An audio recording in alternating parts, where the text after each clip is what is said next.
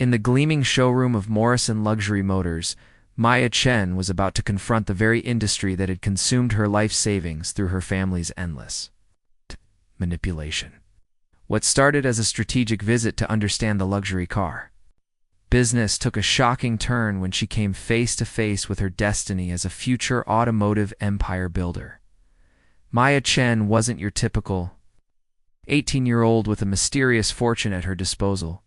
For 10 brutal years in a previous life, she had sacrificed everything as her family's personal ATM. It's known for her devastating generosity that ultimately killed her from exhaustion. When she encountered Alex Morrison and witnessed ethical business practices for the first time, she had no idea she was about to forge a partnership that would revolutionize Southern California's luxury automotive landscape forever. Before we jump back in, tell us where you're tuning in from. If this story touches you, make sure you're subscribed, because tomorrow I've saved something extra special for you. Chen's feet screamed in protest as she finally clocked out at 11:47 p.m., the harsh fluorescent lights of Sakura Sushi casting deep shadows under her exhausted eyes. Her grueling double shift had stretched 14 torturous hours, covering for yet another coworker who'd mysteriously called in sick. The familiar, bone-deep ache in her lower back pulsed as she counted her meager tips, $127 in crumpled, saw-stained bills that reeked of teriyaki and shattered dreams. At 28, Maya felt ancient beyond her years. Her reflection in the restaurant's darkened window revealed a woman whose youth had been systematically bartered a wail at nights bleeding into early mornings, skipped meals, and the crushing weight of responsibility that had settled on her shoulders like a lead shroud.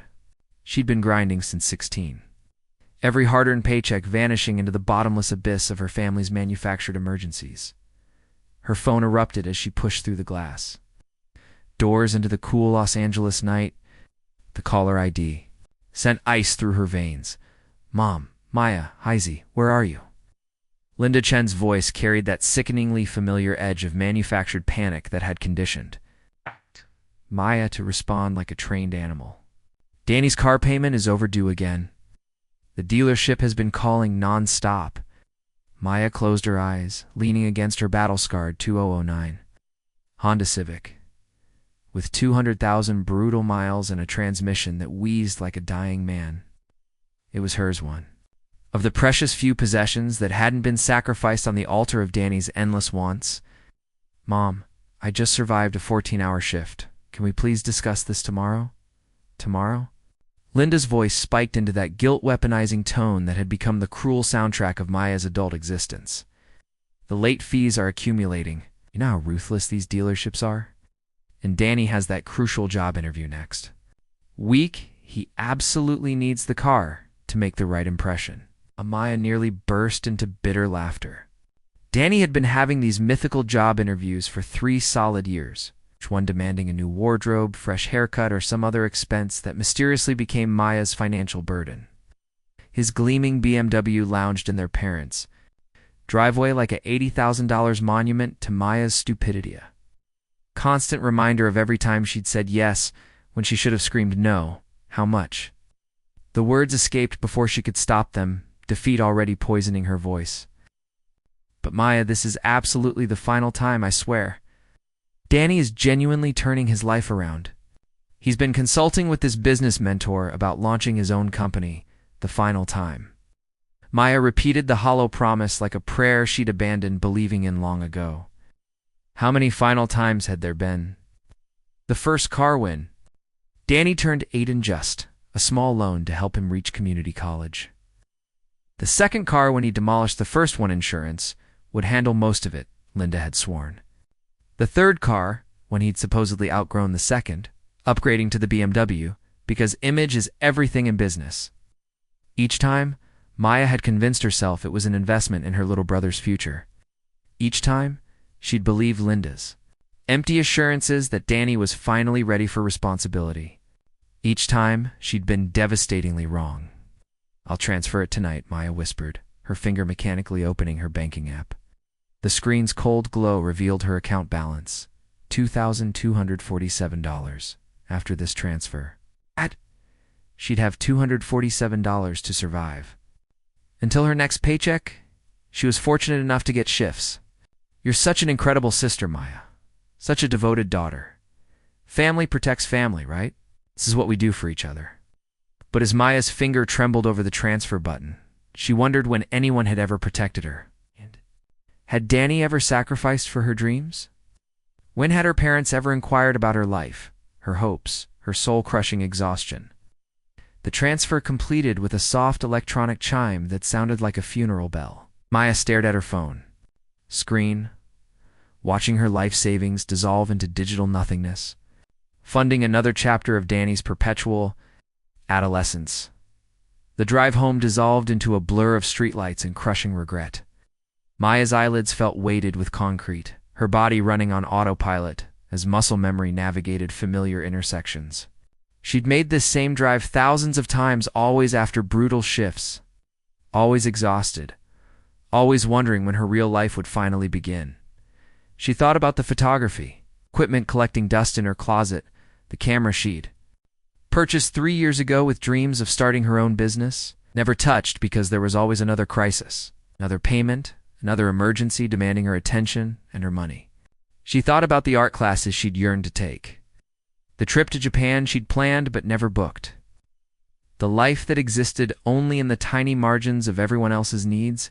Her head began drooping forward, jerking up as her car drifted. Dangerously. Maya blinked hard, cranking the air conditioning to maximum, but the exhaustion transcended what caffeine or cold air could remedy. This was the bone-deep weariness of a decade spent existing for others, of dreams postponed until they'd crumbled into dust. The traffic light ahead glowed red, and Maya's eyes fluttered closed for just a moment. Just one moment to rest, to let the crushing weight of everything settle. The world exploded in a devastating symphony of screaming metal and shattering glass. Maya's final coherent thought was a bitter laugh at the cruel irony. She was dying in a car accident, killed by the exhaustion of paying for cars she'd never drive. But death, Maya discovered, was not an ending. She found herself standing in a space that defied description, neither darkness nor light, facing a woman whose age seemed to shift like shadows.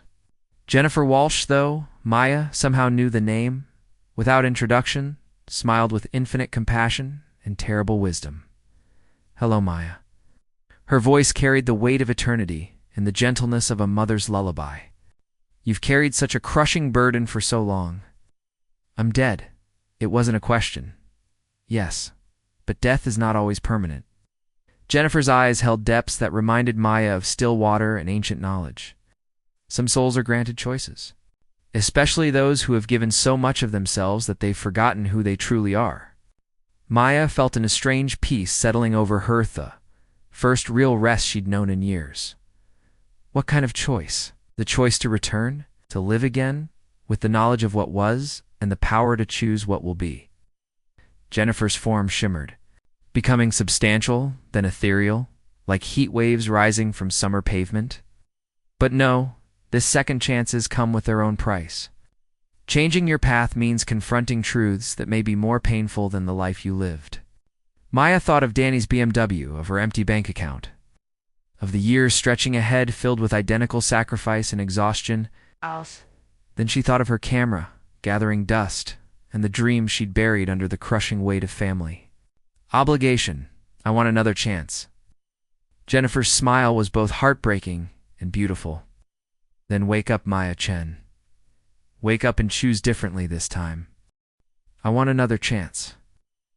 Jennifer's smile was sad and beautiful, and somehow infinite. Then wake up, Maya Chen.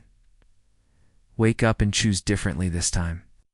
The last thing Maya saw was Jennifer's eyes, ancient and knowing before consciousness, rushed back like a tide, carrying her toward a shore she'd left 10 years ago.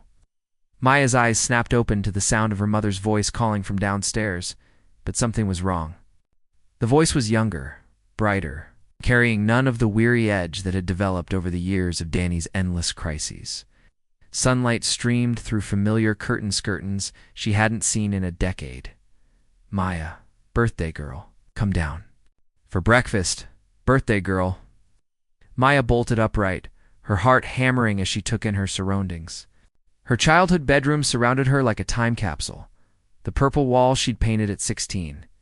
The desk where she'd done homework instead of living her life. The mirror that now reflected a face she'd almost forgotten, 18 years old. Unlined by stress, eyes bright with possibilities she'd never been allowed to pursue. Her hands trembled as she touched her face, feeling smooth skin where worry lines had etched themselves. The bone-deep exhaustion was gone, replaced by the energy of youth.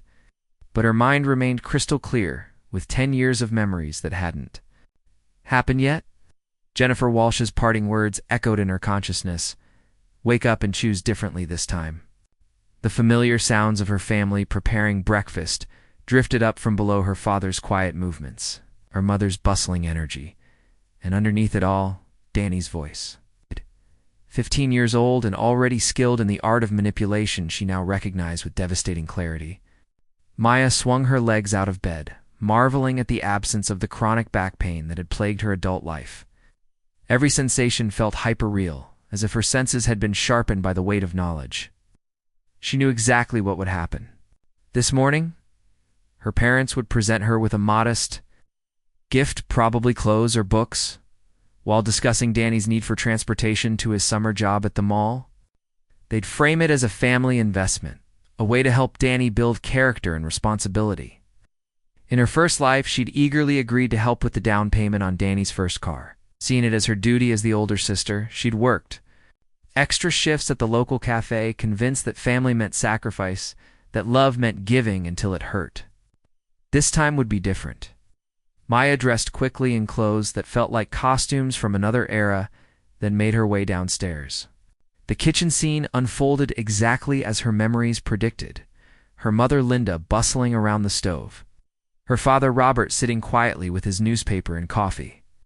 And Danny lounging at the table with the casual confidence of someone who'd never doubted that the world owed him everything. "There's our college girl," Linda beamed, pulling Maya into a hug that felt both genuine and calculated. 18 years old and about to start at UCLA, your father and I are so proud." Maya accepted the embrace, noting how her mother's manipulation had been subtle even then, always prefacing requests with praise and pride. She remembered how those words had made her glow with purpose in her first life, how desperately she'd wanted to live up to her parents' image of the perfect daughter. "Happy birthday, sweetheart," Robert said, looking up from his paper with the tired smile of a man who worked 60-hour weeks to avoid dealing with family drama. In her original timeline, Maya had mistaken his exhaustion for dedication, not recognizing it as the escape mechanism it truly was. Danny looked up from his phone, a new iPhone, that Maya suddenly remembered she'd helped purchase just 2 months. Earlier in her original timeline, Dan gave her a smile that would have seemed warm to anyone who didn't know him as well as she. Now "Hey sis, big day, huh? College freshman, starting your real life." I stretched lazily, and Maya caught the subtle emphasis on real life. The implication that her previous 18 years had been just preparation for the moment. She could start serving his needs more effectively. "Actually," Maya said, settling into her chair with a calm that surprised even her, "I've been thinking a lot about what my real life looks like." Linda placed a stack of pancakes in front of her Maya's favorite, though she now realized her mother had never asked about her preferences, simply assumed they aligned with what was convenient to make. "Of course you have, Heisey. College is such an exciting time. So many opportunities to grow and learn and help your family succeed." There it was, the seamless transition from Maya's achievements to family obligations. Maya watched her mother's face, seeing clearly now how Linda's every gesture was calculated to reinforce Maya's role as the family's provider and problem solver. "Speaking of family success," Robert said, folding his newspaper with the precise movements of a man delivering a rehearsed speech, "your brother has shown real initiative this summer. He's been working at the mall, saving up for a car." Danny straightened slightly, his eyes brightening with the anticipation of getting something he wanted. "Yeah, I've been working really hard. But you know how expensive cars are, and I need something reliable for school and work. I was thinking maybe we could work together as a family to make it happen." Maya took a bite of pancakes, chewing slowly as she processed the familiar script. In her original life, this moment had felt like a natural family discussion. How she Could see it for what it was, a carefully orchestrated manipulation designed to extract money from the only family member who'd proven willing to sacrifice for others. I mean, Danny continued, warming to his theme, Maya's going to college, so she understands how important transportation is. And once I have a car, I can work more hours, maybe even help out with her college expenses. The lie rolled off his tongue so smoothly that Maya might have believed it if she didn't know that Danny would quit his mall job 3 weeks later and never hold steady employment again.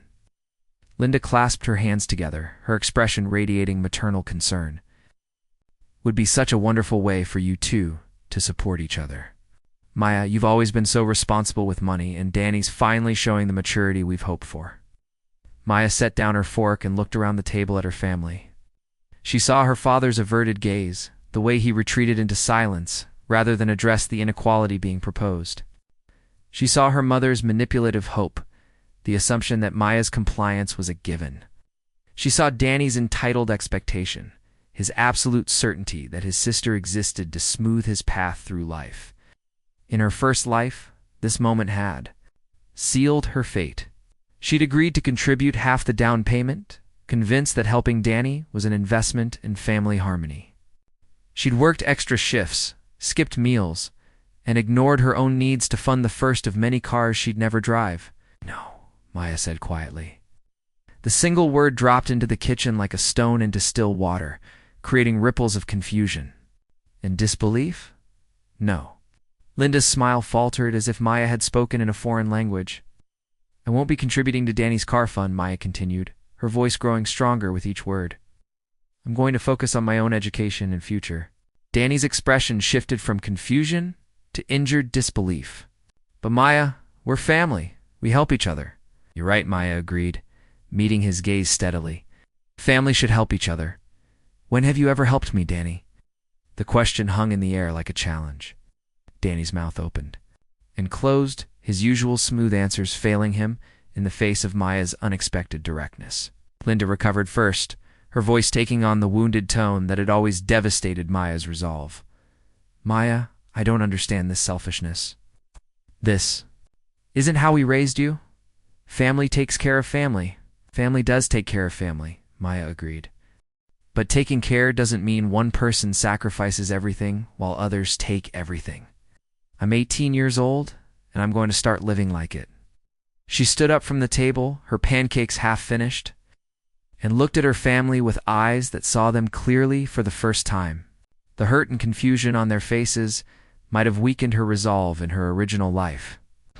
But now she understood that their pain came not from love, but from the disruption of a system that had served them well at her expense. I'm going to get a job, Maya announced. I'm going to save my money for my own goals. I'm going to stop pretending that enabling bad behavior is the same thing as family love. The silence that followed was deafening. Maya walked out of the kitchen, leaving her family to process the reality that their convenient arrangement had just come to an end. As she climbed the stairs to her room, she felt something she'd never experienced in her first life: the intoxicating power of choosing herself. Behind her, she could hear the beginning of urgent whispers, the sound of a family realizing that their primary source of funding had just declared independence. Maya smiled as she closed her bedroom door, knowing that the real work of rebuilding her life was just beginning. Maya closed her bedroom door and leaned against it, her heart still racing from the confrontation downstairs. The muffled sounds of urgent conversation filtered through the floor, her parents' voices mixing with Danny's increasingly agitated protests.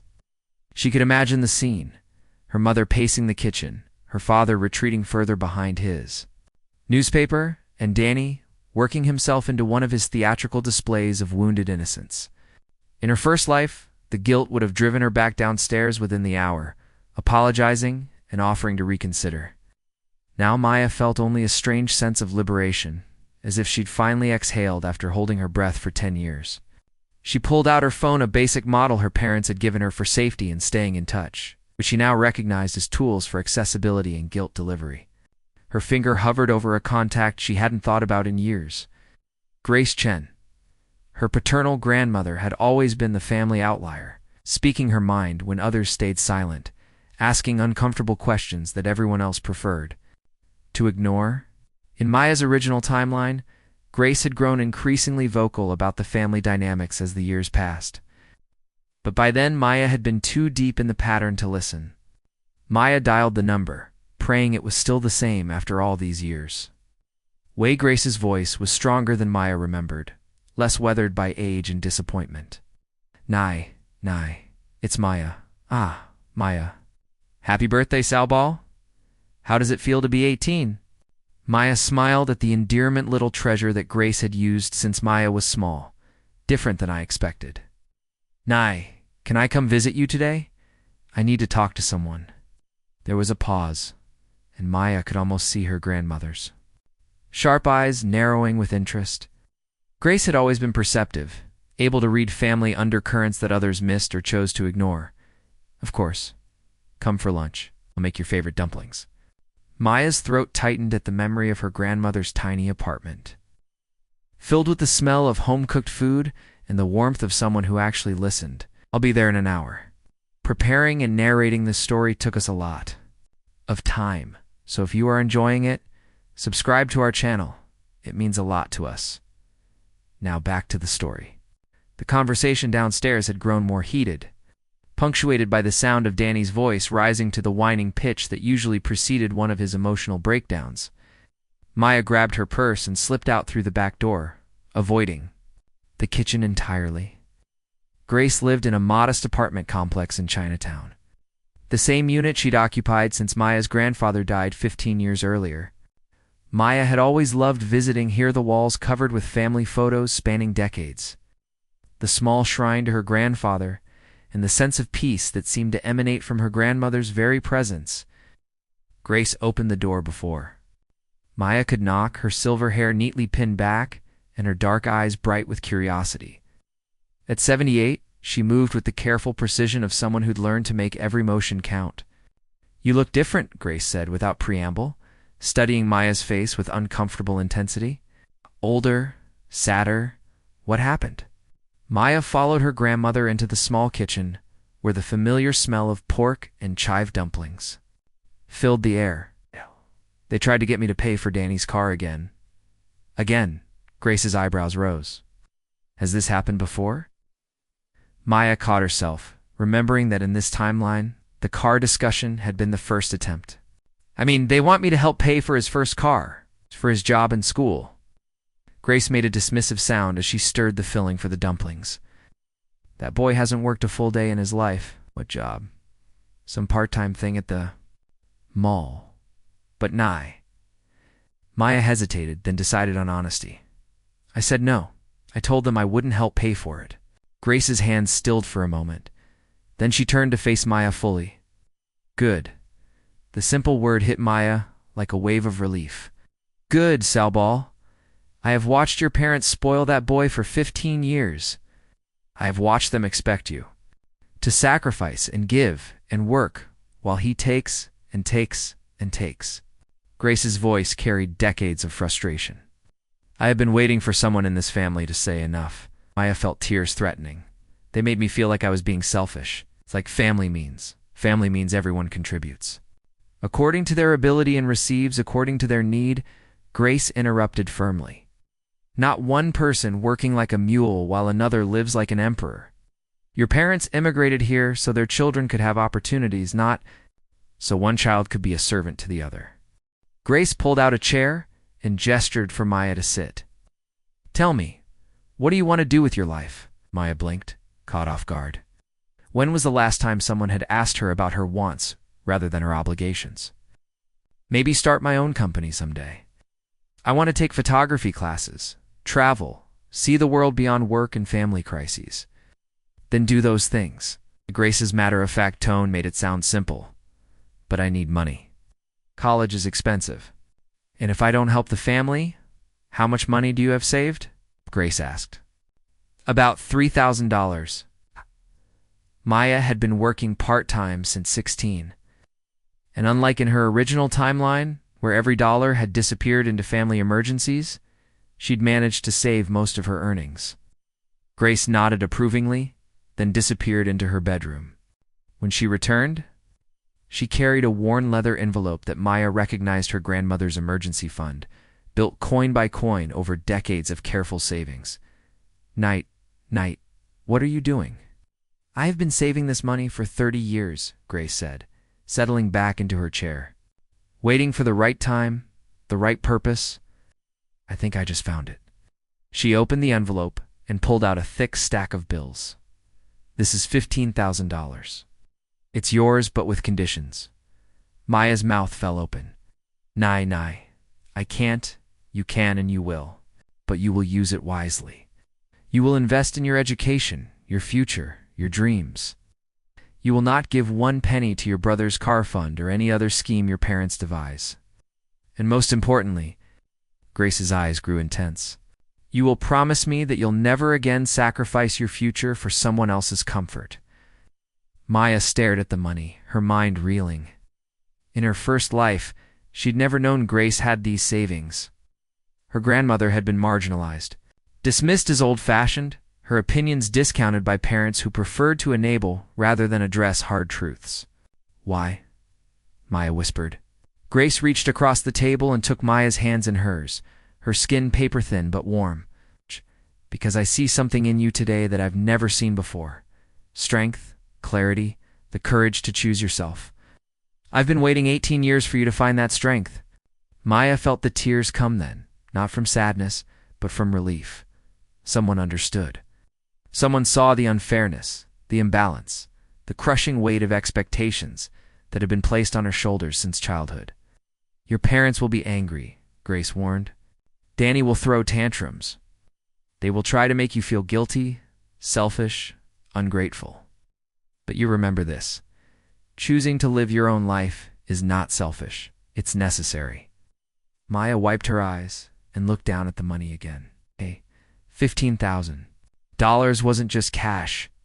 Shit was freedom, opportunity, the chance to build something real instead of constantly funding other people's dreams.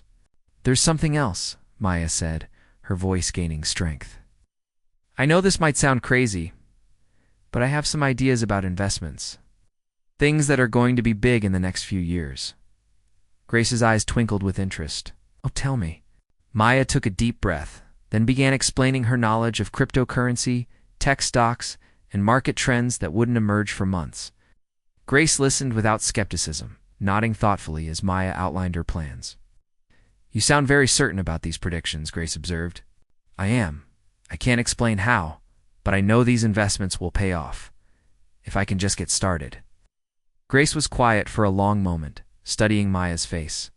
Finally, she smiled. Then we start today, but first we eat dumplings. Planning a revolution requires proper nutrition. As Maya bit into the familiar flavors of her childhood, she felt something she'd never experienced before. The support of someone who believed in her potential rather than her utility. Her phone buzzed with increasingly frantic texts from her mother, but for the first time in her life, Maya didn't feel compelled to respond immediately. She was too busy planning her future.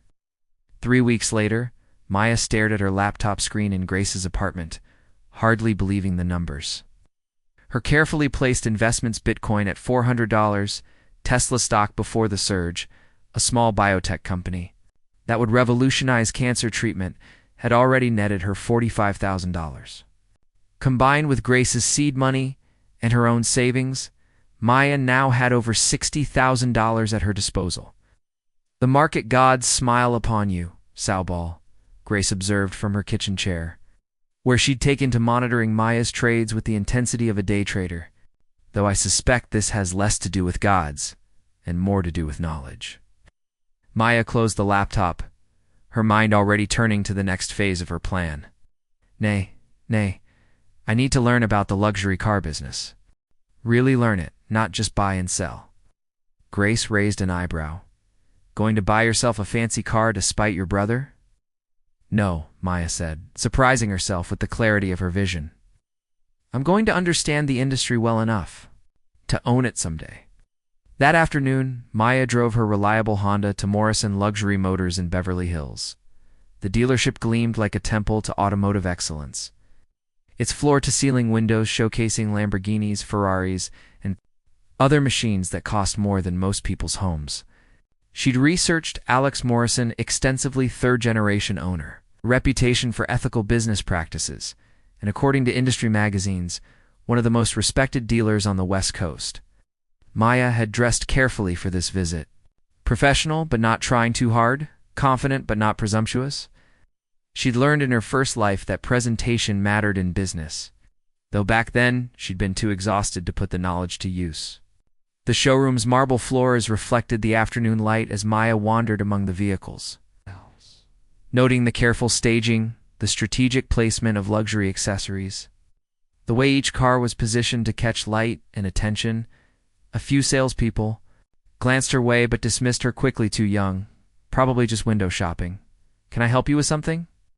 Maya turned to find a man in his early 30s watching her with polite curiosity rather than sales hunger. Alex Morrison was taller than she'd expected, with dark hair and intelligent brown eyes that seemed to take in everything. He wore a well-tailored suit that managed to look both expensive and understated. Actually, yes, Maya said, extending her hand. I'm Maya Chen. I'm interested in learning about your business. Alex shook her hand, his grip firm and professional. Are you shopping for a particular vehicle? Not exactly. I'm studying business practices in the luxury automotive industry.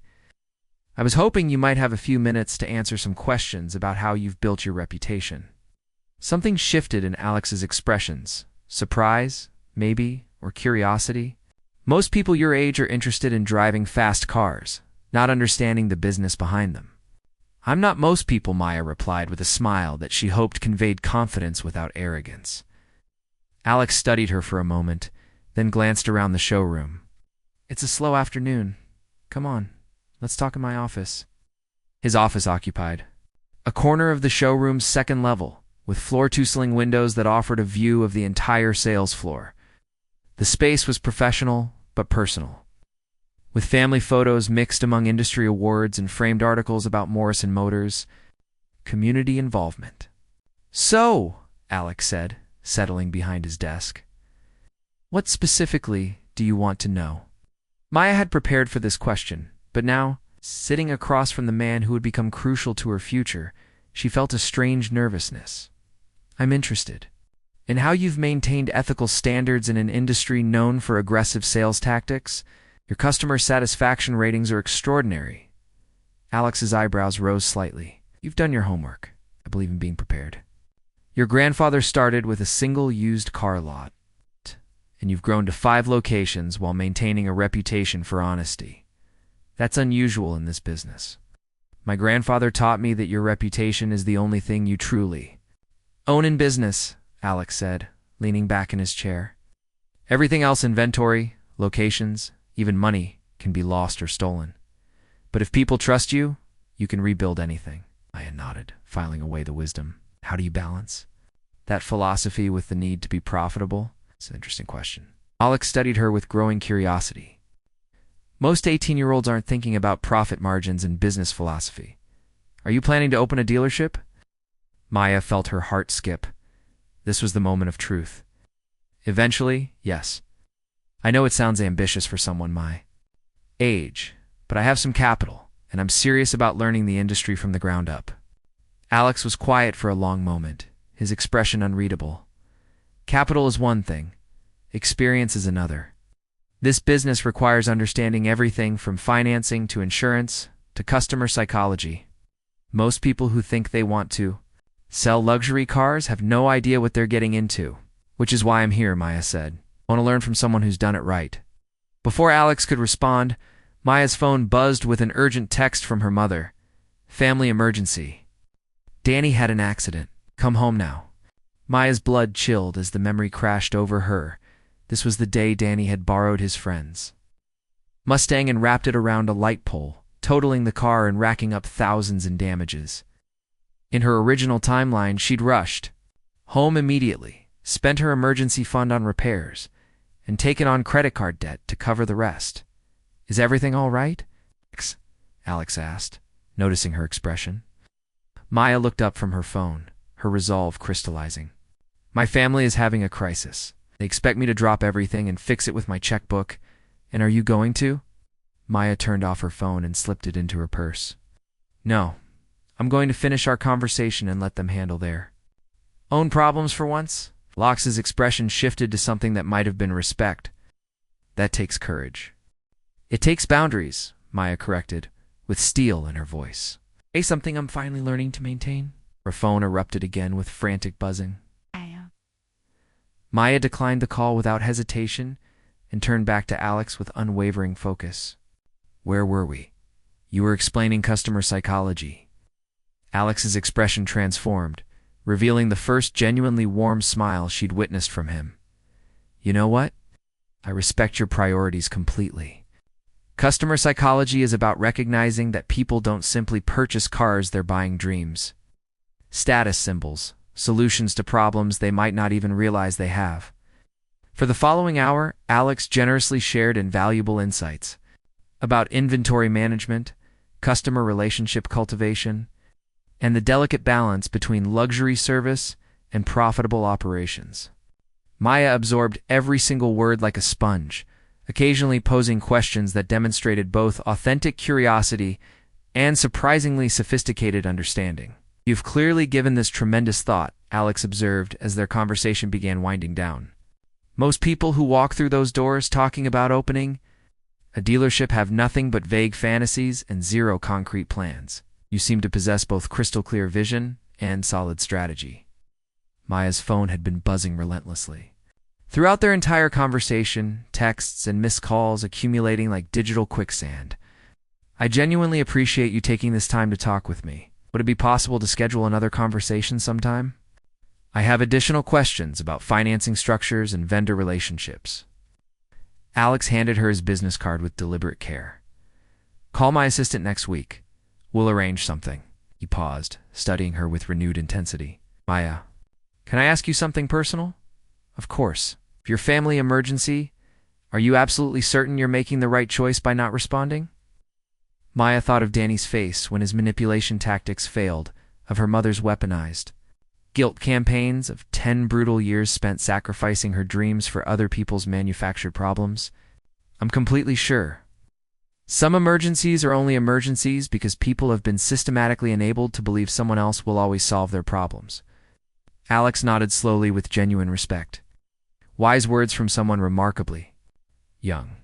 As Maya left Morrison Motors, her phone displayed 17 missed calls and 43 increasingly desperate text messages. The desperation in the messages escalated dramatically from family emergency to Danny seriously hurt too. How can you be so heartlessly selfish? Maya deleted them all without reading beyond the first few. She had far more important priorities to focus on, like building the empire that would ensure she never again had to choose between her dreams and her family's toxic dysfunction. Driving home in her reliable Honda, Maya experienced the strange, an intoxicating sensation of the future reshaping itself around her deliberate choices. This time, Danny would be forced to face the consequences of his recklessness without her money cushioning the blow. This time, she was building something infinitely bigger than their small, poisonous patterns. Maya arrived home to discover her family's drama performing at peak intensity. Danny lounged on the living room couch with his left arm dramatically positioned in a sling, milking his minor injury for maximum sympathy, while her parents hovered around him like devoted servants. The coffee table was completely covered with insurance paperwork, repair estimates, and what appeared to be a lawsuit threat from the friend whose Mustang Danny had destroyed. Maya, Linda rushed toward her like a woman possessed, tears streaming down her face. Thank God you're finally here. We've been calling for hours. I was busy, Maya stated calmly, surveying the scene with the detached clarity of someone who'd already lived through this exact crisis. In her original timeline, she'd been panicked, guilt-ridden, desperate to fix everything immediately. She recognized it for what it truly was: manufactured drama specifically designed to extract money from her wallet. Busy. Robert looked up from the insurance papers, his expression unusually sharp and accusatory. Your brother could have been killed and you were busy. Danny shifted on the couch, wincing with theatrical precision. Maya, I'm so relieved. You're okay. When you didn't answer, I was genuinely worried something terrible had happened to you too. The manipulation was so smooth, so expertly practiced, that Maya almost admired its twisted artistry. Danny had masterfully managed to position himself as both victim and concerned brother in a single sentence, while subtly implying that Maya's absence was somehow cruel and unusual. "I can see you're perfectly fine," Maya said, noting how Danny favored his uninjured arm when he thought no one was observing. "What exactly do you need from me?" Linda gestured helplessly at the paperwork chaos. "The insurance won't cover everything. There's a massive deductible, and the other driver is threatening to sue for emotional distress. We need $15,000 immediately, or Danny could face serious legal consequences." Maya settled into the armchair across from them, crossing her legs with deliberate, calculated calm. "And you expect me to pay it?" "Of course we don't want to ask," Linda said with practiced speed. "But you're the only one who has any savings. Your father and I have been struggling since the restaurant cut his hours, and Danny's just starting his adult life. You're so incredibly responsible with money, responsible enough to know that this isn't my problem to solve." Maya interrupted with finality. The silence that followed was absolutely deafening. Danny's mouth fell open in shock. Linda stopped, mid-gesture, like a broken doll, and Robert's newspaper rustled as his hands tightened around it with barely contained frustration. "Maya," Danny said, his voice sliding into the wounded tone that had always been her emotional kryptonite. "I know we've had our differences, but I'm your brother. Family helps family. Family does help family." Maya agreed with unwavering conviction. "But help doesn't mean one person constantly rescuing another from the consequences of poor choices. You borrowed a car without permission, drove recklessly, and caused an accident. Those are your choices and your consequences." Linda's tears began flowing harder, like a faucet turned to maximum. "How can you be so cold? This is your baby brother." Maya felt a familiar tug of guilt, the old programming trying to reassert itself. Her first life, those tears had been her breaking point. She'd cracked, opened her wallet, and started a pattern that would bankrupt her emotionally and financially. For the next decade, this time she recognized the manipulation for what it was. "Mom, Danny is 25 years old," Maya said. "He's not a baby, and treating him like one has created this problem in the first place." Her phone buzzed with a text from Alex Morrison. "Enjoyed our conversation today. Ow. Would you be interested in joining me for a business lunch tomorrow? Like to discuss your dealership plans in more detail." Maya smiled as she read the message, typing back a quick acceptance. The contrast between this opportunity and her family's crisis couldn't have been starker. One represented growth and possibility. The other represented the same destructive patterns that had trapped her before. "Who are you texting?" asked his victim act, slipping slightly. "Is it more important than your family?" "Actually, yes," Maya said, surprising herself with the honesty. "I'm building something important, and I won't let family drama derail my progress." Robert finally spoke up, his voice carrying uncharacteristic anger. "Maya, I've never seen you act this selfish. What's gotten into you?" Maya looked at her. Faharali looked at him. She saw a man who worked 60-hour weeks to avoid dealing with problems at home, who'd chosen the path of least resistance for so long that he'd forgotten how to stand up for what was right. In her original timeline, his disappointed disapproval had crushed her spirit. Now she felt only pity. "What's gotten into me is clarity," Maya said. "I can see this situation objectively now, and what I see is a family that's convinced one person should sacrifice everything so another person never has to face consequences." She stood up, gathering her purse. "Danny, you have options. You can get a job and set up a payment plan. You can sell some of your possessions to raise money. You can ask your friends for help. You can even declare bankruptcy if it comes to it. What you can't do is automatically assume I'll solve your problems for you." "Where are you going?" Linda demanded, her tears now mixed with anger. "To my room to study. I have a business lunch tomorrow with Alex Morrison from Morrison Luxury Motors." Danny's eyes widened. "Morrison Motors? Oh yeah. Those people are way out of your league. We're going to embarrass yourself." Casual cruelty of the comment designed to undermine her confidence and keep her in her place only strengthened Maya's resolve. "We'll see about that." As Maya climbed the stairs, she could hear the family conference beginning behind her. Their voices carried clearly Linda's indignant whispers about ungrateful children. Robert's confused murmurs about Maya's sudden personality change, and Danny's increasingly desperate suggestions about how to pressure her into compliance. Maya closed her bedroom door and opened her laptop, diving into research about luxury car market trends and dealership financing structures. 2 hours later, she'd compiled a comprehensive analysis of the Southern California luxury automotive market, identifying gaps in service and opportunities for disruption. Her phone rang just after midnight. Sarah Kim's name appeared on the screen, her best friend from high school, who in the original timeline had tried repeatedly to warn Maya about her family's manipulation. "Maya, sorry to call so late, but I heard about Danny's accident. Are you okay?" Maya smiled at the sound of Sarah's voice, remembering how her friend had been the only person who'd ever questioned the family dynamics. "I'm fine. Better than fine, actually." "Really? 'Cause your mom called my mom, and apparently you're being heartless and selfish about some family emergency. Let me ask you something, Sarah. If someone borrowed your car without permission, crashed it, and then demanded you pay for the damages, what would you do?" Sarah was quiet for a moment. "I'd tell them they were insane. But that's not what happened, is it?"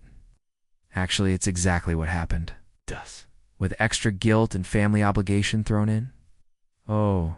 Sarah's voice grew understanding. "Ah. Are you finally standing up to them?" Maya felt tears threatening, but these were tears of relief rather than frustration. "Yes, and it's terrifying and liberating at the same time." "Good for you. I've been waiting years for this phone call." As Maya talked with Sarah, sharing her business plans and new perspectives, she felt something she'd never experienced in her first life: the support of someone who understood her potential rather than her utility. Sarah listened without judgment, asked intelligent questions, and offered encouragement rather than guilt.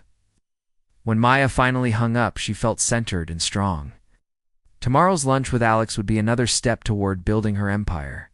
Her family would continue their drama and manipulation, but for the first time in either of her lives, Maya felt confident in her ability to resist. She was no longer the family's ATM. She was Maya Chen, future entrepreneur, and she had work to do. 6 months later, Maya stood in front of the floor-to-ceiling windows of what would soon become Chen Luxury Motors. Watching contractors install the dealership's gleaming sign, her investment portfolio had grown to nearly $400,000, and she'd just closed on the prime Beverly Hills location that had been her dream since that first lunch with Alex Morrison. "Nervous?" Alex asked, joining her at the window. Their business relationship had evolved into something deeper over the months of planning and preparation, though neither had acknowledged the growing attraction that sparked between them during their increasingly frequent meetings. "Excited," Maya corrected, though her heart was racing. "I've been working toward this moment my entire life." It wasn't entirely true in her first life. She'd never had the opportunity to work toward anything except the next family crisis. But it felt true in the way that mattered most. This was who she was meant to be. Alex smiled, the expression transforming his normally serious face. "I have to admit, when you first walked into my showroom 6 months ago, I thought you were just another rich kid with unrealistic dreams. And now I think you're going to revolutionize this industry." He paused, studying her profile. "Maya, there's something I've been wanting to ask you." Before he could continue, Maya's phone erupted with the familiar chaos of family drama. Mother's contact photo filled the screen, but Maya didn't even glance at it before declining the call. The phone immediately started ringing again. "Family emergency?" Alex asked with wry understanding. Over the months, he'd witnessed several of Maya's family crisis calls, noting how she handled each one with increasing firmness and decreasing guilt. "Family manipulation," Maya corrected, declining the second call. "They've been escalating their tactics since I bought this place." Truth was more complicated than Maya could explain. Her family's financial situation had deteriorated rapidly once Maya stopped being their safety net. Danny had been forced to take a minimum-wage job to pay off his debts. Linda had started working part-time at a grocery store, and Robert had taken on weekend shifts. For the first time in years, the Chen family was facing the reality of their own choices. Maya's phone buzzed with a text from Danny. "Maya, please call. Mom's in the hospital. heart palpitations. Doctor says it's stress-related. She keeps saying your name. Maya stared at the message, feeling the familiar tug of guilt mixed with something new. Suspicion. Ow. In her original timeline, Linda had never had health problems. The timing of this emergency felt calculated, designed to coincide with Maya's. Dealership opening? Everything okay? Alex's voice was gentle, concerned. Maya showed him the text. My mother apparently has heart palpitations and is asking for me. Alex read the message, his expression thoughtful. Are you going? I don't know. Maya felt the uncertainty creeping in, the old programming trying to reassert itself. What if she's really sick? What if this is the time I don't respond? And something terrible happens? Alex was quiet for a moment, then said, in my experience, people who are genuinely having medical emergencies don't have time to send manipulative text messages. They call 911. Maya's phone rang again this time, Danny calling directly. She answered on speaker. Maya, thank God. Need to get to Cedars-Sinai right now. Mom collapsed at work, and they're running tests. She's been so stressed about the family situation, and the doctor thinks Danny. Maya interrupted. Is Mom conscious? Well, yes. But is she in immediate medical danger? The doctor says she's stable, but Maya, she's asking for you. She keeps saying she needs to apologize, that she never meant for things to get this bad between you. 2. Maya closed her eyes, recognizing the emotional manipulation even as part of her wanted to believe it was real. I'll call the hospital directly and speak to her doctor. Maya, you can't just... Maya hung up and immediately dialed Cedars-Sinai, navigating through the automated system until she reached the emergency department. After explaining that she was Linda Chen's daughter, she was transferred to a nurse, Miss Chen. Your mother is stable and alert. She came in with elevated heart rate and anxiety, likely stress-related. We're keeping her for observation, but it's not life-threatening. Can I speak with her doctor? Dr. Ramirez is with another patient, but I can give you the basics. Your mother mentioned family stress as a contributing factor. The doctor recommended counseling and stress management techniques.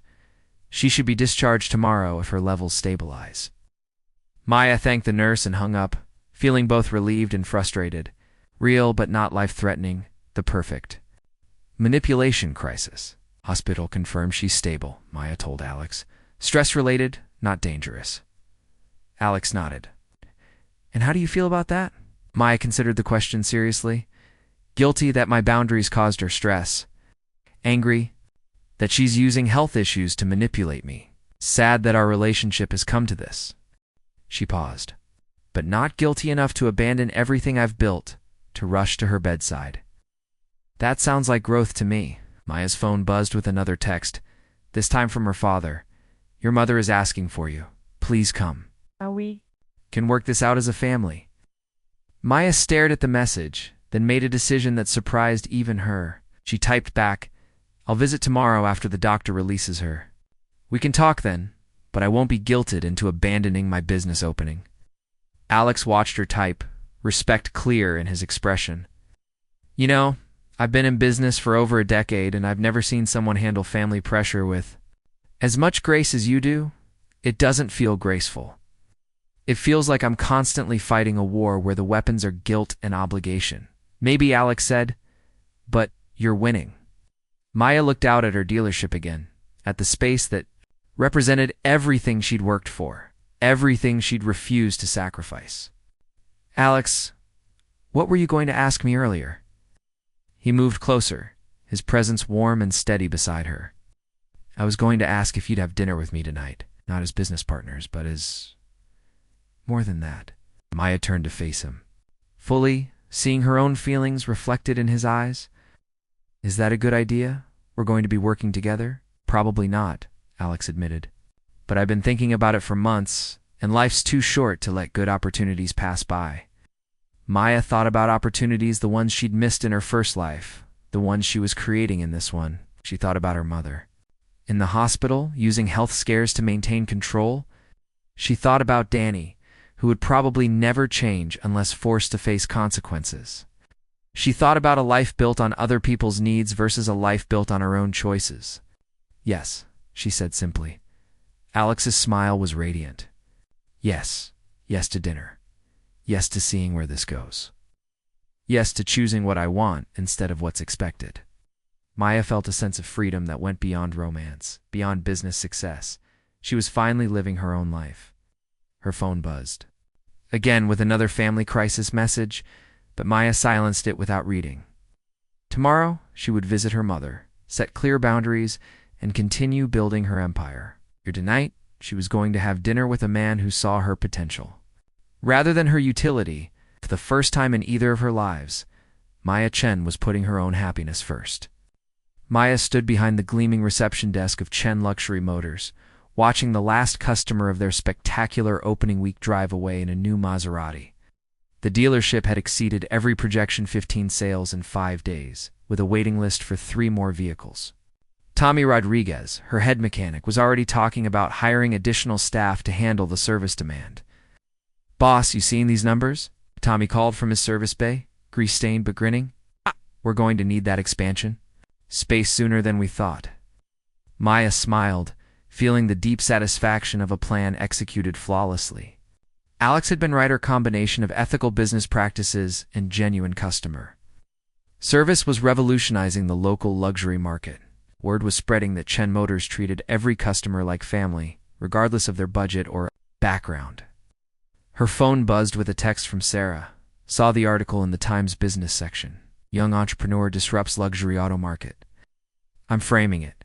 The Los Angeles Times piece had run that morning, featuring a photo of Maya standing beside a Ferrari, looking confident and professional.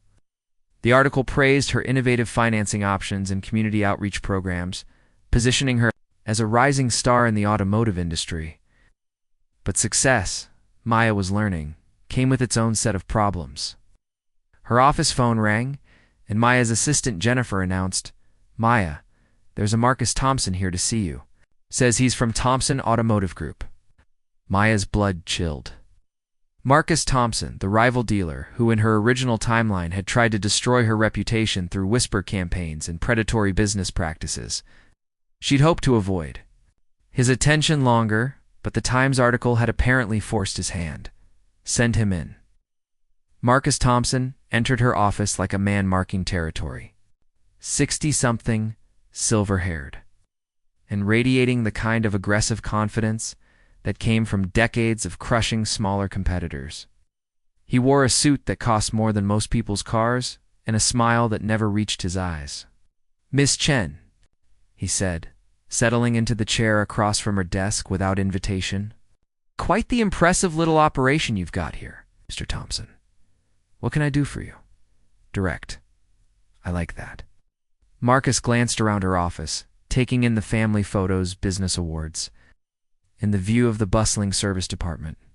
"You know, I've been in this business for 35 years, seen a lot of young people think they can waltz in and change everything overnight." Maya kept her expression neutral. "And how did that work out for them?" Marcus's smile turned predatory. "Most of them learned that this industry has established ways of doing things. Established relationships, established understandings." "Not sure I follow. Let me be more direct then." Marcus leaned forward, his voice dropping to a conversational tone that somehow felt more threatening than shouting. "You're cutting into my market share. Your prices are too competitive. Your service standards are making my customers ask uncomfortable questions. And your little community outreach programs are making me look bad." Maya felt a flicker of the intimidation she'd experienced in her first life, but it was quickly overwhelmed by anger. "So, you want me to lower my standards to match yours? I want you to understand how things work around here. There's room for everyone in this market, but only if everyone plays by the rules." "Whose rules?" Marcus's mask slipped slightly, revealing the ruthless businessman underneath. "The rules that ensure profitable coexistence. Minimum pricing standards, agreed upon service territories, mutual respect for established customer relationships." Maya stood up, her voice growing cold. "Are you suggesting price fixing and market manipulation?" "I'm suggesting cooperation." Marcus remained seated, trying to maintain his position of power. "You're young, Miss Chen. Enthusiastic. But enthusiasm without wisdom can be dangerous. Accidents happen in this business. Suppliers become unreliable. Customers hear rumors about new dealerships cutting corners, selling inferior products.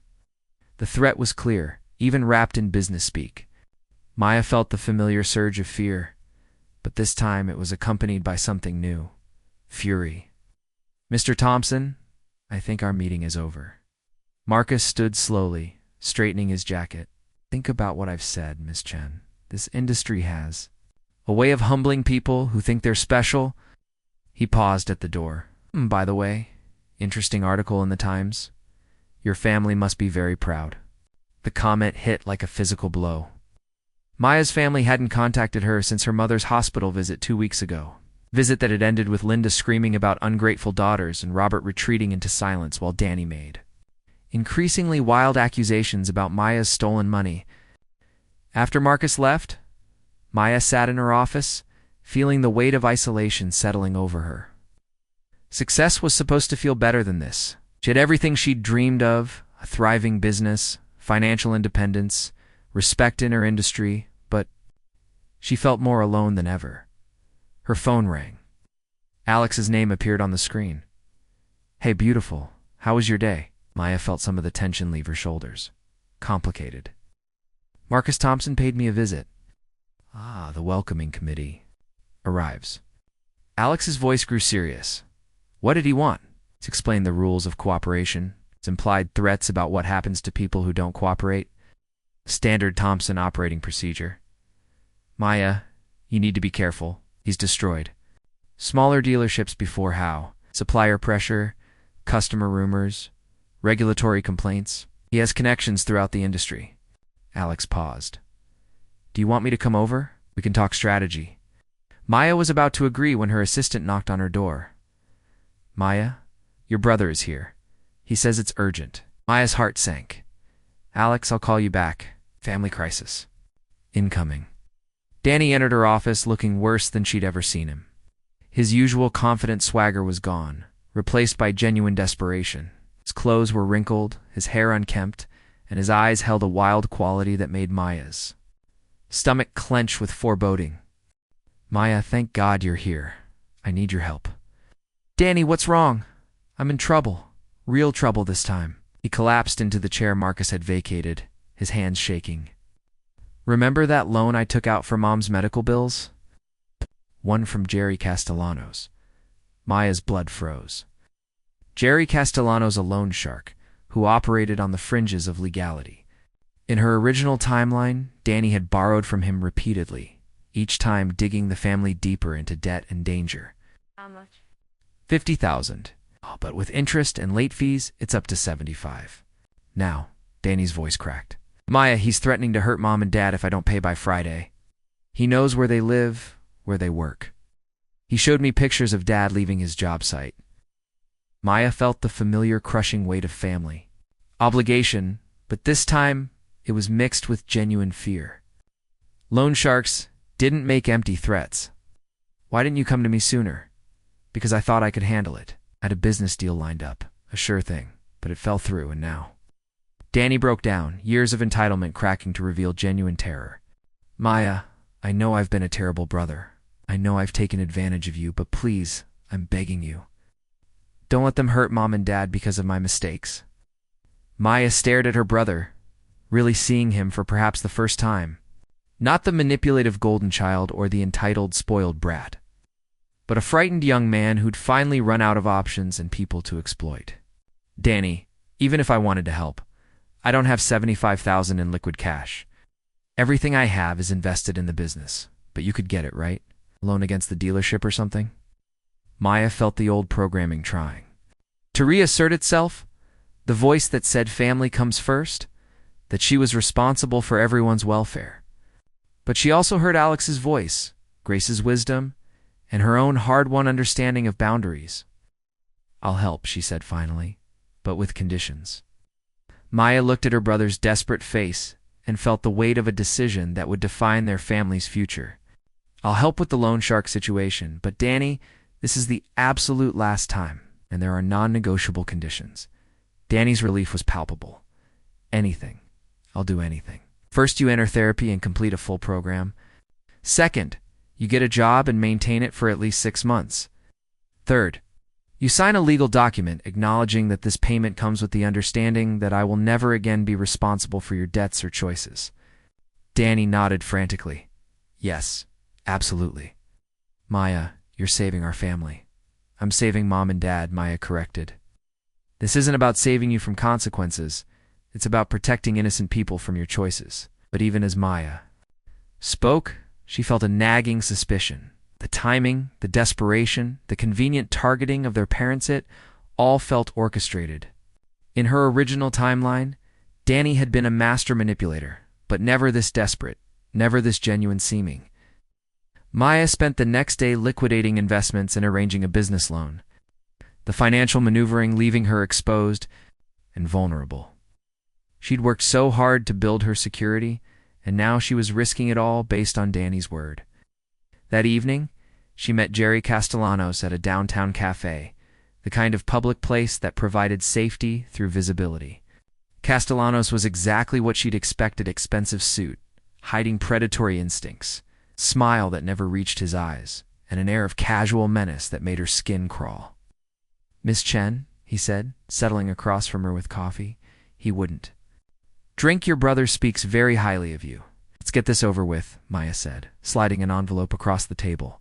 75,000, as agreed. Danny's debt is cleared, and you leave my family alone. Castellanos opened the envelope, counting the bills with practiced efficiency. "Pleasure doing business with you. Your brother is very fortunate to have such a devoted sister." Something in his tone made Maya's blood run cold. "What do you mean by that?" "Nothing at all. Just that family loyalty is rare these days." He stood, tucking the envelope into his jacket. "Though I should mention, your brother was quite confident you'd come through, almost like he'd planned it." The words hit Maya like a physical blow. As Castellanos walked away, she pulled out her phone and called a number she'd memorized but hoped never to use: a private investigator. Sarah had recommended 4 background checks on potential business partners. Rita Martinez Investigations. "Ms. Martinez, this is Maya Chen. I need you to investigate someone urgently. My brother, Danny Chen." 3 hours later, Rita called back with information that shattered Maya's world. "Ms. Chen, your brother has been planning this for months. Jerry Castellanos is his girlfriend's brother. They're running a con. The photos of your parents were staged, the threats were fabricated, and the debt was real but manageable. They researched your finances, knew you'd come through for family safety." Maya sat in her office after hours, the dealership dark around her, feeling the devastating weight of betrayal. Danny hadn't just manipulated her, he'd studied her, weaponized her love for their parents, and stolen $75,000. Through an elaborate fiction, her phone rang. Danny's name appeared on the screen. "Maya, I can't thank you enough. I know about Castellanos," Maya said quietly. The silence stretched for long seconds before Danny finally spoke. "I don't know what you mean. He's your girlfriend's brother. The whole thing was a setup." Maya's voice grew stronger with each word. "You researched my business, figured out exactly how much I could liquidate, and created a crisis designed to extract that precise amount." "Maya, that's crazy." "Why would I?" "Because you're desperate. Because your free ride ended when I stopped enabling you. Because you looked at my success and decided you deserved a piece of it." Maya stood up, pacing behind her desk. "But mostly because you've never seen me as a person, only as a resource." Danny's voice shifted, dropping the pretense. "You owe me this, Maya. You owe the family. All these years you acted like you were better than us, like your money made. You special? My money?" Maya laughed bitterly. "Danny, every dollar I have came from working while you partied. Every success I've achieved came from sacrifice while you took. I don't owe you anything. Family comes first." "You're right. Family does come first. But you're not my family anymore." Maya hung up and immediately called her parents. Heartbreaking as she prepared to deliver the truth about their golden child. "Mom, I need to tell you something about Danny and the money I gave him yesterday." The conversation that followed was devastating. Linda's initial disbelief gave way to heartbroken acceptance as Maya provided evidence of the con. Robert for once found his voice and expressed genuine outrage at Danny's betrayal. By the end of the call, Maya's parents were planning to confront Danny together, the first united front they'd presented in years. The next morning brought new disasters. Maya arrived at the dealership to find Marcus Thompson's influence in action.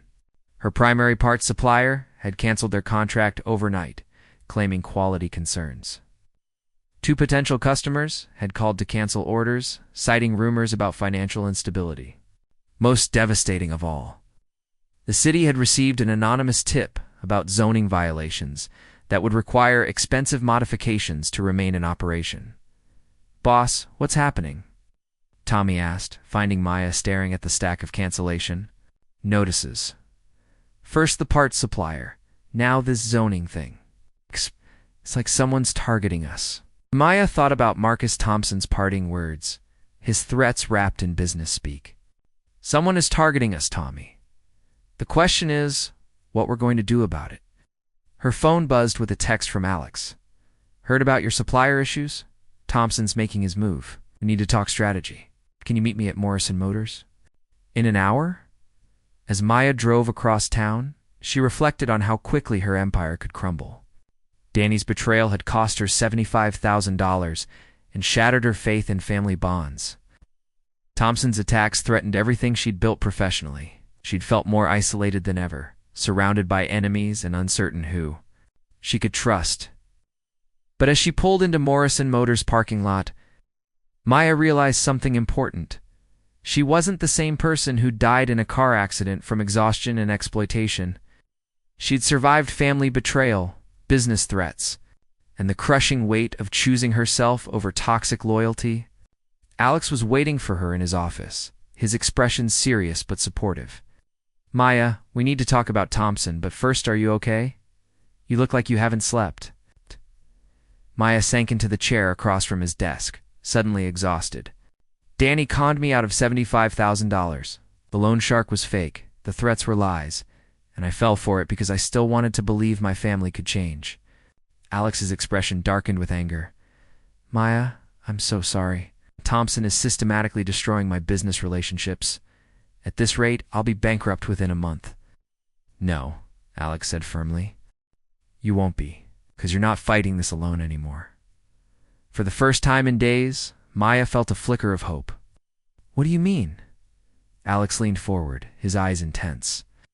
"I mean, it's time to stop playing defense and start playing offense. Thompson wants a war? Let's give him one." Alex leaned forward, his eyes intense with purpose. "Thompson thinks he's fighting a naive young woman. He has no idea he's actually up against someone who's thought 10 moves ahead." Maya felt a spark of her old confidence returning. "What do you have in mind?" "We're going to use his own tactics against him. But first, tell me everything about your business practices. Every detail about how you've been operating differently from established dealers." Over the next hour, Maya outlined her customer service innovations, ethical financing practices, and community outreach programs. Alex took notes, occasionally asking pointed questions that revealed the depth of his strategic thinking. "Here's what Thompson doesn't understand," Alex said finally. "He's attacking you using old-school methods that worked when customers had limited information. But your business model is built on transparency and integrity. When customers investigate his claims, they'll find the truth. How do we accelerate that process?" Alex smiled grimly. "We give them help. I've been documenting Thompson's practices for years, waiting for the right moment to expose them. Between his attacks on you and the evidence I've gathered, we can build a case that destroys his credibility." That afternoon, Maya returned to her dealership to find an unexpected visitor. Robert Chen sat in the waiting area, his work clothes dusty and his expression more serious than she'd ever seen. "Dad, what are you doing here?" Robert stood up, his movements careful and deliberate. "I came to apologize to my daughter and to see the business you've built." Maya felt her throat tighten. In all her memories of both timelines, her father had never visited her workplace, never shown interest in her achievements beyond their utility to the family. "Dad, you don't need to." "Yes, I do." Robert's voice carried a strength she hadn't heard before. "Maya, your mother and I confronted Danny last night. We know about the fake loan shark, the con he pulled on you. We know about years of taking advantage of your generosity.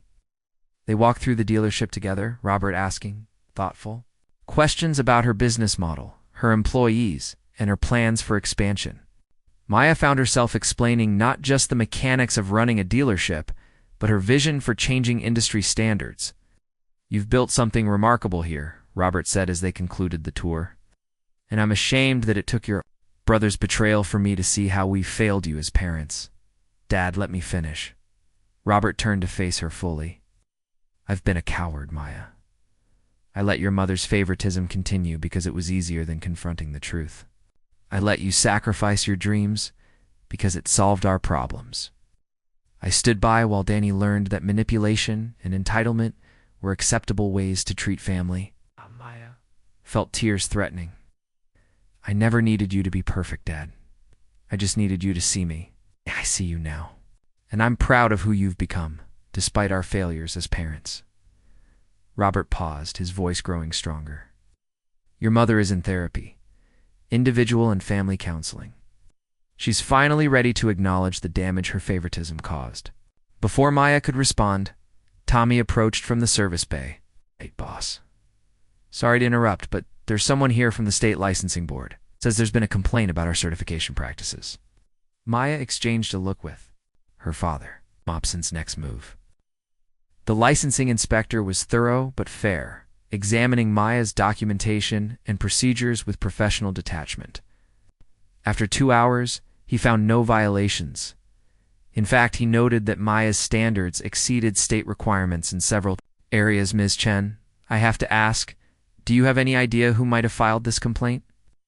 It alleged serious violations that simply don't exist." Maya considered her response carefully. "I believe I'm being targeted by a competitor who's uncomfortable with ethical business practices." The inspector nodded knowingly. "Unfortunately, false complaints are becoming more common. I'll note in my report that this appears to be a harassment complaint. If it happens again, we can investigate the source." As the inspector left, Maya's phone rang.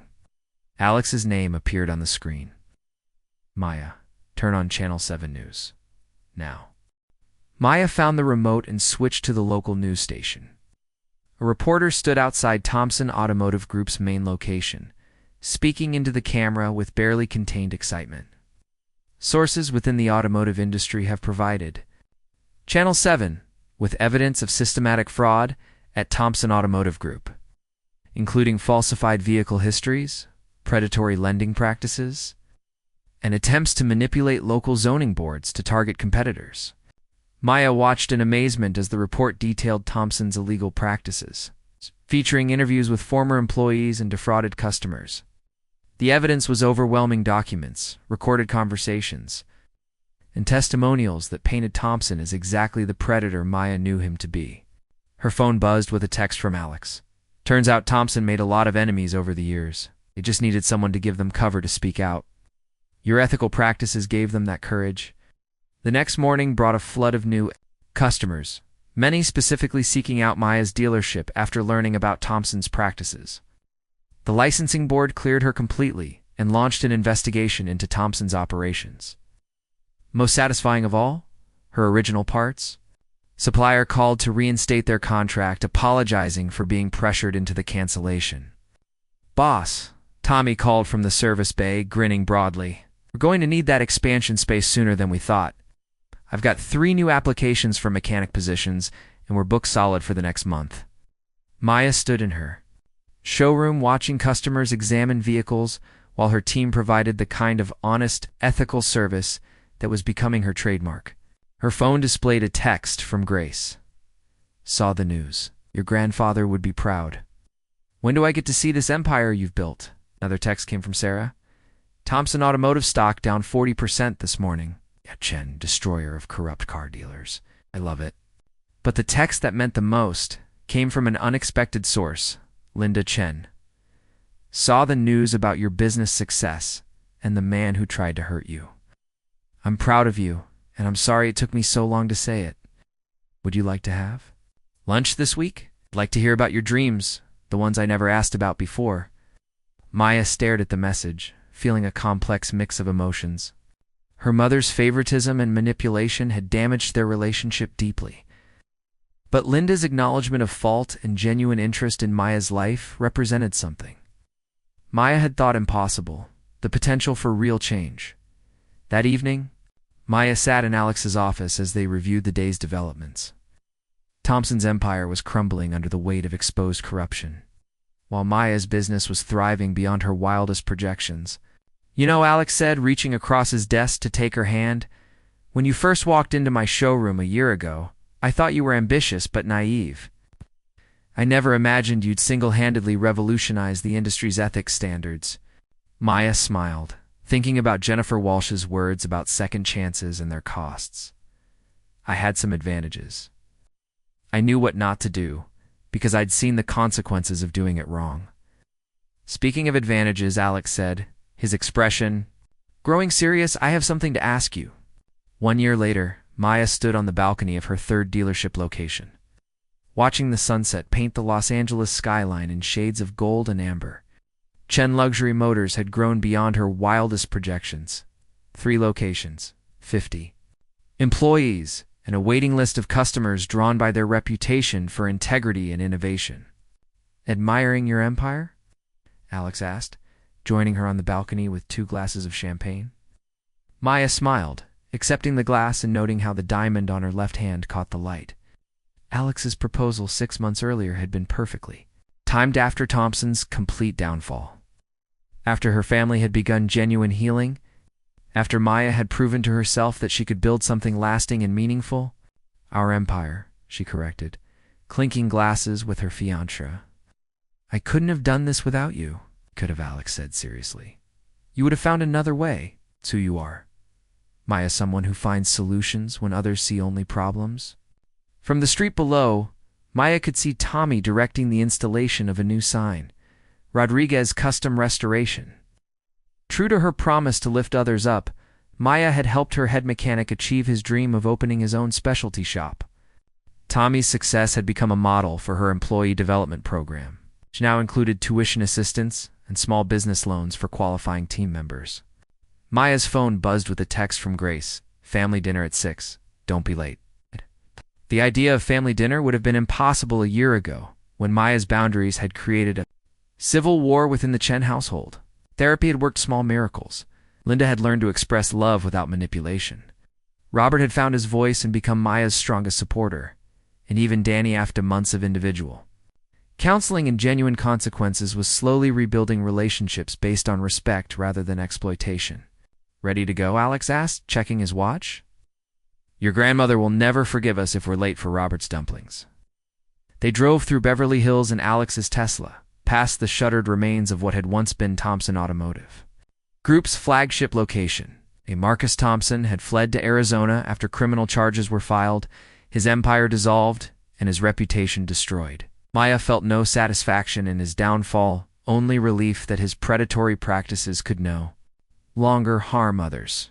Grace's apartment building looked the same as always, but the family gathered inside had transformed beyond recognition. Robert moved around the kitchen with quiet confidence, his dumpling-making skills rivaling his mother's. Linda sat at the table helping fold wrappers, her movements peaceful rather than anxious.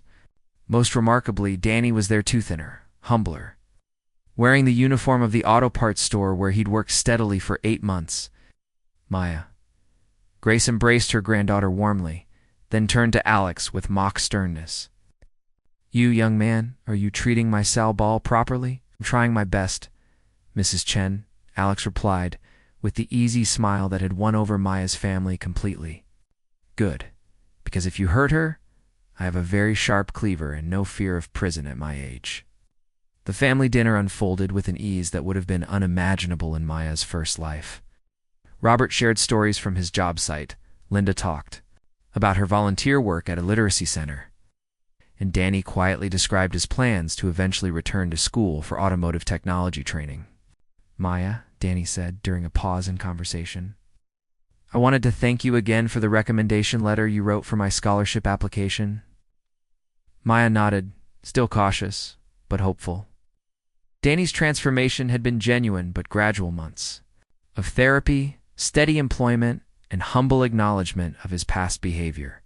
She'd chosen to support his education not out of obligation, but because he'd finally earned a second chance through his own efforts. "Just remember," Maya said gently, "this scholarship is based on your merit, not my influence. The work you do from here is yours alone, I know.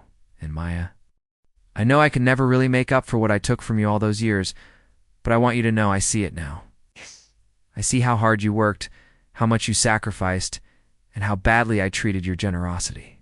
Linda reached across the table too. Squeeze Maya's hand. "We all see it now. And we're working every day to be the family you deserved from the beginning." After dinner, Maya found herself on Grace's small balcony with her grandmother, watching the lights of Chinatown twinkle below. The elderly woman moved more slowly now, but her mind remained sharp as ever. "You know," Grace said, settling into her favorite chair, "when you first came to me a year ago, asking for money to invest, I thought you were having some kind of breakdown." Maya laughed. "Why?" "Because you sounded like you could see the future, like you knew exactly what was going to happen in the markets, with your family, with everything." Grace's dark eyes studied Maya's face. "There was something different about you that day, something older." Maya felt a chill of recognition. Grace had always been perceptive, but this observation came uncomfortably close to the truth Maya could never fully share. "Maybe I just finally saw clearly for the first time," Maya said carefully. Grace nodded slowly. "Perhaps. Or perhaps some people are given special gifts, second chances to make things right." She reached over and patted Maya's hand. "Whatever happened to give you that clarity, I'm grateful for it. You saved this family from destroying itself." As the evening wound down, Maya and Alex prepared to leave. Linda walked them to the door, her embrace warmer and more genuine than any Maya remembered from her childhood. "Maya, I know I can't undo the years I spent favoring Danny and taking you for granted," Linda said quietly. "I want you to know how proud I am of the woman you've become. Not because of your success, but because of your character." Maya felt tears threatening. "Thank you, Mom. That means everything to me." Driving home through the Los Angeles night, Maya reflected on the strange journey that had brought her to this moment. In her first life, she died exhausted and broke, having sacrificed everything for a family that took her generosity for granted. In this life, she'd built an empire while learning to set boundaries that ultimately saved her family from their own dysfunction. "You're quiet," Alex observed as they pulled into their shared driveway, the house they'd bought together in the hills overlooking the city. "Just thinking about second chances," Maya said. "How sometimes the most loving thing you can do is refuse to enable destructive behavior." Deep thoughts for a Tuesday night. Maya smiled, thinking of Jennifer Walsh and the mysterious gift of rebirth that had made everything possible. "I was thinking we should start planning our wedding for next spring. Small ceremony, close family and friends. I'd marry you tomorrow." "If you wanted," Alex said, bringing her hand to his lips to kiss the engagement ring, "but spring sounds perfect." As they entered their home, their sanctuary filled with photos of their journey together and plans for their expanding, felt a familiar presence. In the hallway mirror, for just a moment, she saw Jennifer Walsh's reflection instead of her own. "You chose wisely." Jennifer's voice seemed to whisper through time and space. "Love with boundaries, success with integrity, family without sacrifice of self. The price of your second chance has been paid in full." Maya blinked, and her own reflection looked back at her older now, marked by challenges overcome and wisdom earned, but filled with peace she'd never known in her first life. Alex appeared behind her in the mirror, wrapping his arms around her waist. "Ready for bed, future Mrs. Morrison?" Maya leaned back against his chest, looking at their reflection together. Two people who'd found love and partnership without sacrificing their individual dreams or integrity. "Ready for whatever comes next," she said. In either of her lives, Maya Chen truly was. Outside, the city lights stretched toward infinity, full of possibilities and second chances for anyone brave enough to choose themselves without sacrificing their capacity for love. Maya had learned the hardest lesson of all, that sometimes the most generous thing you can do is refuse to give. The most loving choice is to let people face the consequences of their own decisions. She'd paid the price of success not in money or sacrifice, but in the courage to change patterns that had defined her family for generations. In return, she'd gained something priceless, a life that was truly her own, built on foundations of mutual respect, genuine love, and the unshakable knowledge that she was worthy of both success and happiness. The price of family, Maya had learned, was not endless sacrifice. It was the harder work of building relationships based on truth, respect, and healthy boundaries, relationships that honored everyone involved instead of destroying them. As she turned off the lights and headed upstairs with Alex, Maya whispered a silent thanks to Jennifer Walsh and whatever cosmic forces had granted her this extraordinary second chance. She'd used it well, not just to build wealth and success, but to discover what family really meant when it was based on love rather than obligation. Tomorrow would bring new challenges, new opportunities, and new choices. But tonight, Maya, Chen entrepreneur, daughter, sister, fiancé, and finally, fully herself, was home. Up next, you've got 2 more standout stories right on your screen. If this one hit the mark, you won't want to pass these up. Just click and check them out. And don't forget to subscribe and turn on the notification bell so you don't miss any upload from us.